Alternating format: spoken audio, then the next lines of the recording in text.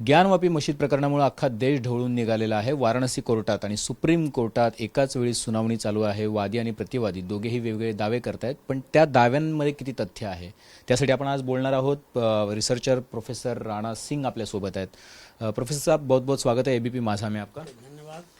ये आप पूरे तथ्यों के साथ ये सब चीज़ें बता रहे हैं, तो हम शुरुआत करते हैं इतिहास से.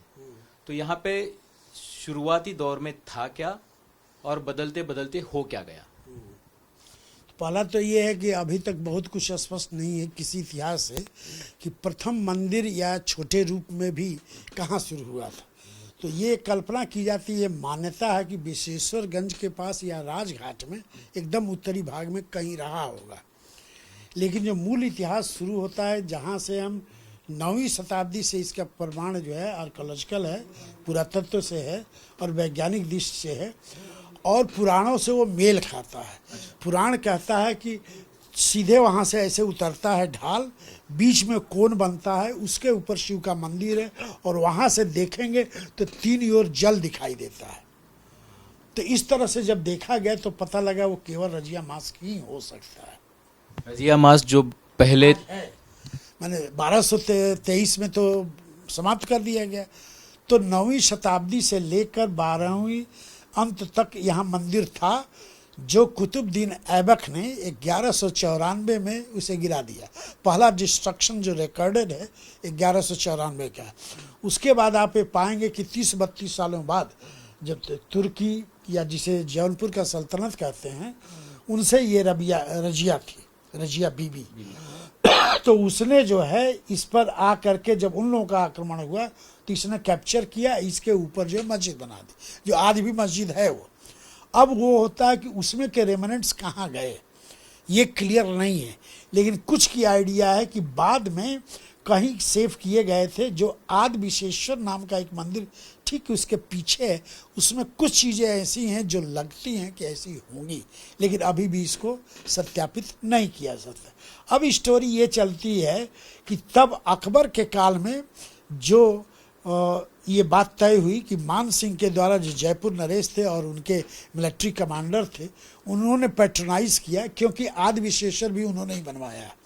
और फिर नारायण भट्ट जो कवि थे यहाँ के और फाइनेंस मिनिस्टर से टोडरमल, उनके सहयोग से ये बना यहाँ पर मंदिर.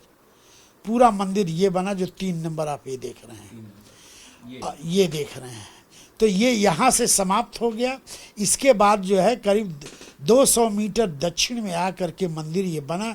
और जो ये मंदिर बना, यदि उसकी साइंटिफिक व्याख्या प्रिंसिप के आधार पर करते हैं तो ये बड़े वैज्ञानिक रूप में बना, जिसका नमूना आप ये देख सकते हैं.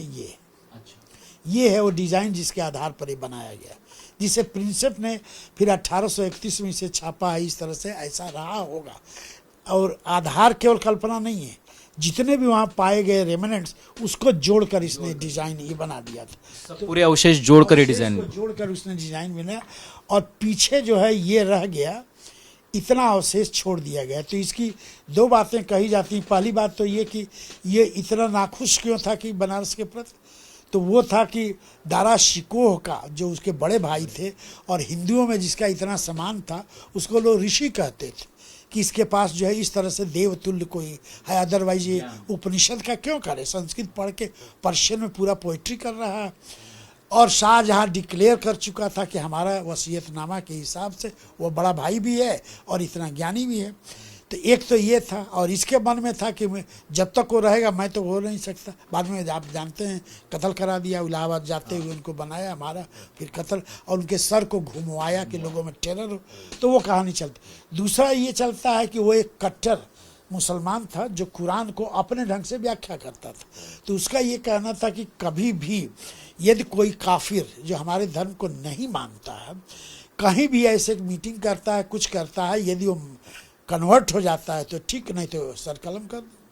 तो 3 ऐसे स्थान थे जहाँ सबसे अधिक हिंदू जुटते थे. वो कौन से स्थान थे? एक तो स्थान है विश्वेश्वर जो जिसकी चर काशी विश्वनाथ वाला है. दूसरा जो गंगा के तट पर पंचगंगा पर जो है. और तीसरा जो है वो क्षेत्र है कृतिवासेश्वर का क्षेत्र है जहाँ पर ये हुआ. और इस तरह से तीनों को उसने गिरवा दिया. और ये कितने समय में गिराए गए? ये कुल मिला करके करीब 6 महीने की अवधि में तीनों गिराए गए। ये मंदिर जो गिराए गए, जिसकी ज्ञानवापी बात करते, ये तो 3 ही महीने में गिराया गया, जिसका प्रमाण मौजूद है। वो प्रमाण भी है ना कि उसने उसकी सूचना भी मंगवाई थी कि गिरने के बाद मुझे बताया जाए। ये है जो फरमान आप देख रहे हैं, जिसमें लिखा हुआ है कि 2 सितंबर को सूचना दी गई। 2 सितंबर 1669 को ये सूचना दी गई न्यूज़ कि वो सब मंदिर पूरा विश्वेश्वर लिखा है, Vishwanath at Banaras, old spelling है बनारस डिमालिस, और उस पर उसने हीरे जवाहरात बांटे और बहुत खुश हुआ जिसने इस सूचना दी। ये दूसरे फरमान में जाहिर है, उसके रिकॉर्ड में जामिल। तो इस तरह से जो है ये पूरा डिस्ट्रक्शन का केस। डिस्ट्रक्शन के बाद का जो ये आता है वो है उस पर मस्जिद बनाने का। उसी पर मस्जिद ये बना दी गई ना। ये मस्जिद तो यहाँ ये जो है देखिए, ये जो कर्सर जहाँ हम जा रहे हैं, इसके बाहर सब वॉश आउट कर दिए कंप्लीट, और ये जो बचा बीच वाला इस तरह का पोर्शन, इसके ऊपर पिलर खड़ा करके ये मस्जिद बन गई। तो सवाल ये खड़ा होता है कि फिर शिवलिंग गया कहाँ? तो अब ये कल्पना की जाती है, 2 कथाएं हैं। एक तो कथा है कि मूल शिवलिंग को लेकर के ज्ञानवापी पोखरे में पंडित कूद गए, फिर कहाँ गया, कैसे बचे, इसका प्रमाण नहीं है, एक कथा के अनुसार। दूसरी कथा, अब जरा वैज्ञानिक ढंग से जो हम लोग बात कर रहे हैं, तो ये मूल मंदिर था जो मस्जिद में कन्वर्ट हो गया 1669 में। तो यहाँ जो ओरिजिनल डिजाइन में एक कुआं बना हुआ है, अब जब ये मिला है तो बात कुछ बैठ रही है। वजू घर, वजू खाना बना है, वो इसी तरह का आप डिजाइन देखिए, और फिर आप वजू खाना की डिजाइन देखिए, वो बैठ रहा है। ये भी और एक कुछ मिला है, ये क्या है? ये तो अलग प्लेट मिला, ये अलग है, ये इस वजू खाने से नहीं है। वजू खाना और वजू खाने में ये गोला मिला, और ये भीतर वाला इनलार्ज वर्जन है। और ये जो है ये मिला, ये बोल रहे कि फव्वारा है और ये जोड़ा हुआ दिखता है। सीधे ऊपर से उन लोगों ने जोड़ के इसको विकृत करने का प्रयास किया है, जिसको डिजाइन में बनाकर। इसमें से फव्वारा कहाँ से छूट रहा है तो नहीं है, तो इन्होंने विकृत करके इस तरह कर दिया, कोई पता ना चले। फव्वारे को तो प्रेशर लगता है ना। वही तो प्रेशर, औरंगजेब के जमाने में ना बिजली थी ना प्रेशर था, तो फव्वारा कहाँ से आ गया? तो किसी तर्क से तो नहीं सिद्ध होता है। तो इसके साथ छेड़छाड़ किया गया। फिर आप कह रहे हैं कि इसमें होल है, तो होल है तो अभी तो सुभाष का आ गया है आज, अभी प्रूफ पूरा नहीं दिया है, थोड़ा सा उन्होंने भेजा है, मैंने रिक्वेस्ट किया भेजिए, तो कहें मेरे पास सब प्रमाण और ये हैं कि होल बनाया जाता था गंगा को ऊपर करने के लिए। तो ये ट्रेडिशन रहा है प्राचीन में। और अकबर काल में जब ऐसे महारथी नारायण भट्ट जैसे ज्ञानी और लोग बनवा रहे थे, तो वही है ये ओरिजिनल। हो सकता है अभी प्रमाणित, अभी तो बाद में होगा कि कितना है या नहीं है। तो ये बात थी। और एक जो प्लेट आप बता रहे थे कि आपके पास एक प्रमाण भेजा गया जिसपे एक मगरमच्छ मिला है, वो दिखा रहे थे, वो क्या है? ये भीतर के प्लेट से मिला है, जिसको वहीं पर कुछ हमें लगता है डायलॉग या कुछ डिस्कशन हुआ होगा, किसी तरह लीक किया बाहर, तो कुछ कहा गया होगा, तो उन्होंने कहा बस राणा जी को अभी, हमने कहा भेजो तब बताएं, अंदाजे से कैसे बताएं। तो उन्होंने तुरंत मुझे व्हाट्सअप किया और फिर बाइक चालू करके कहे कि राणा जी मौजूद हैं, आप बताइए क्या है। तो हमने कहा ये तो बहुत स्पष्ट है भाई, क्रोकोडाइल जो मगर का चिन्ह है, माँ गंगा उसी पर करती हैं, तो माँ गंगा सिर पर रहती हैं, ऐसे गिरता है जल, जो नीचे आती हैं तो मगरमच्छ पर बैठती हैं। तो ये तो और एक्स्ट्रा प्रमाण मिल गया आपको। मैंने एक ही ओर जहाँ गणेश की बात कर रहे हैं तो शून्य का मिलना, मोर के पंख का बात कर रहे हैं तो स्कंद का मिलना, सिंह का कोई पूंछ दिखाई दे रहा है तो माँ का मिलना, बैल का पूंछ है या पैर है या सर है या सिंह है तो नंदी का मिलना। तो सब मिल रहे हैं भाई, अब क्या करें। आपने एक जियोमेट्रिकल सर्वे भी किया था, हाँ, उससे भी प्रमाणित हो रहा है। उससे प्रमाणित ये होता है कि माने अब ये है ना कि इसको डिटेल जैसे इसमें देखा जाए, कहाँ गया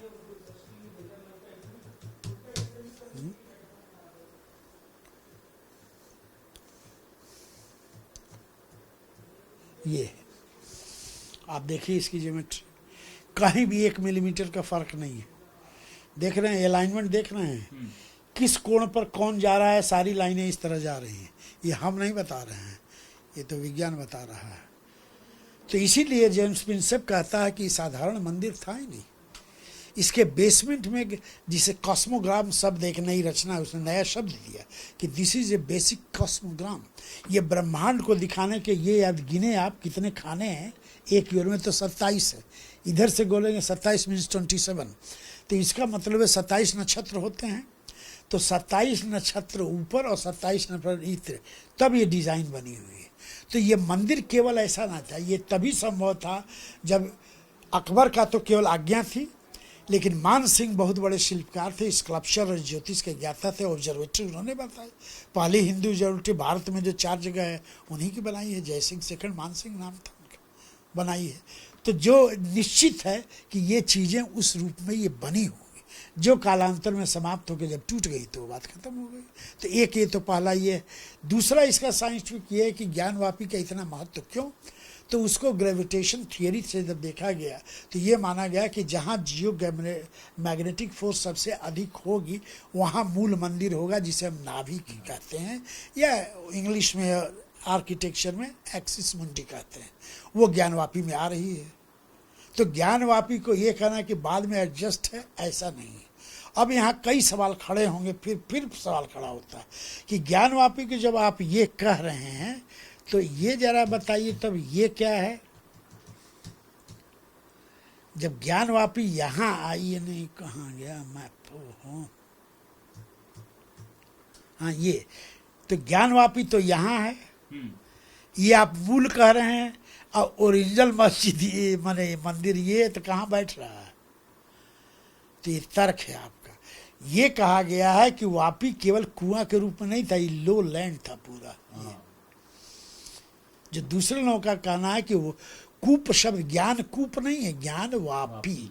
वापी का मतलब है लो लैंड, जहाँ नेचुरल वाटर इकट्ठा होता है, ये वर्णन है उसमें। और उसमें कमल के फूल खिल रहे हैं और शिव जो है उसको देख रहे हैं। तो एक और बात उठती है जो सीधे नहीं व्यक्त की जा रही है, वो कहाँ रहते हैं? कैलाश में। कैलाश के नीचे क्या है? मानसरोवर है। मानसरोवर में क्या खिलता है? कमल खिलते हैं, जो स्पेशल कमल खिलते हैं उस पूरे क्षेत्र में आज भी खिल रहे हैं। और वहाँ आता कौन है? राजहंस। और ये वर्णन में लिखा हुआ है यहाँ।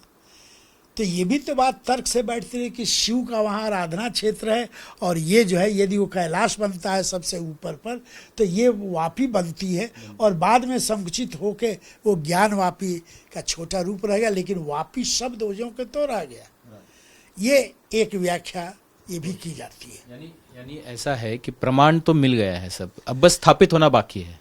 प्रमाण कई तरह के हैं, कुछ और वैज्ञानिक तथ्यों से उसको और सत्यापित करना, जैसे थोड़ा और सर्वे हो जाए, आर्कोलॉजिकल सर्वे हो जाए, नीचे के तहखानों की चीज़ें हो जाए, वजूखाने के और डिटेल सब किया जाए, तो सत्य लगभग हो गया। लेकिन सत्यापित सर्टिफिकेट करने के लिए और सभी तथ्यों को जोड़ करके फिर हम मुसलमान भाइयों से कहेंगे कि भाई इसमें कोई झगड़े की बात नहीं है, ये तो इतिहास को हम धरोहर के रूप में, हेरिटेज के रूप में रख रहे हैं, तो आपका सहयोग चाहिए। ये पूरा सत्यापित होगा तो हम कहने में बेटर हो सकते हैं, और तब हम भारत को उस संविधान के अनुसार, जिसको हम कहते हैं सेकुलर है, सभी धर्म का आदर है, कहने में होंगे। इसलिए सारी चीज़ें की जा रही हैं, और कोर्ट और इस सर्वे दोनों इस बात को प्रूफ करें तो भारत का कुछ नक्शा और होगा। तर जसं की प्रोफेसर राणा सिंग यांनी सांगितलं की आत्ता या क्षणाला जे प्रूफ्स किंवा जे पुरावे मिळत आहेत, किंवा जे ॲस्ट्रॉनॉमिकल पुरावे आहेत, किंवा जे कल्चरल पुरावे आहेत, किंवा जो आपला इतिहास सांगतोय त्यानुसार प्रमाण तर मिळतंय की तिथे मंदिर होतं. आणि आता या सगळ्या सर्वेनंतर आणि या सगळ्या हिस्टॉरिकल आणि कल्चरल पुराव्यांनंतर आता लढाई जी आहे ती कोर्टात असणार आहे, आणि कोर्टात काय होतं हे बघणं उत्सुकतेचं असणार आहे. कॅमेरामन अजितसह अभिजित करंडे, एबीपी माझा, वाराणसी.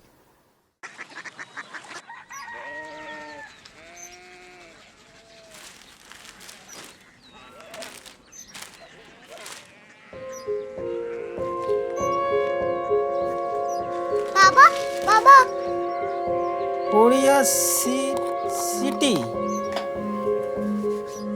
जानी ना.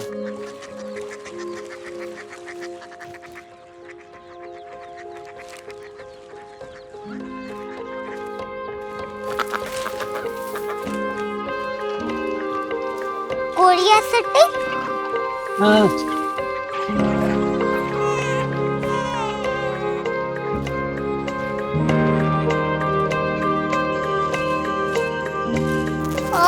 कोरिया सिटी कहाँ पे है? शहर अंग्रेजी लगे हैं.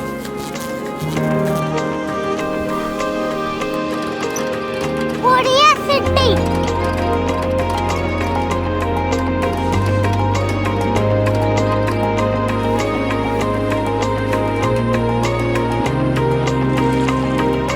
वो बहुत दूर है।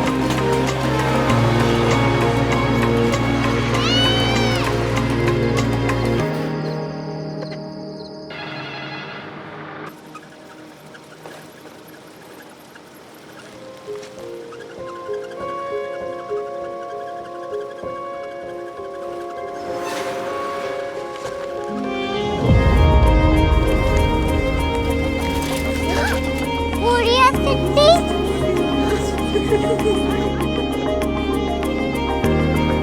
दुनिया कुछ लोग बड़े होते हैं। कोरिया सिटी कहाँ है? प्रोफेसर साहब को पता होगा।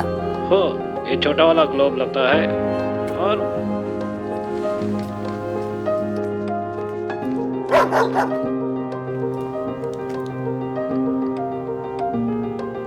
पता नहीं, मेरी बेटी से जाके मिल लो, शायद उसे मालूम हो।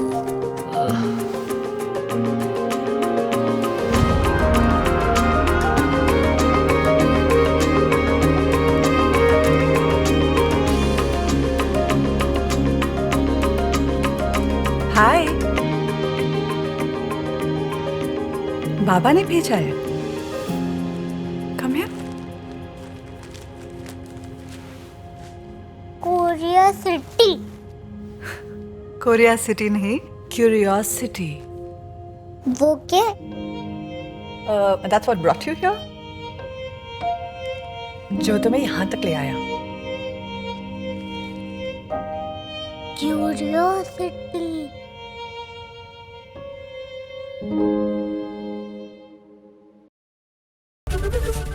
एबीपी माझा, उघडा डोळे बघा नीट.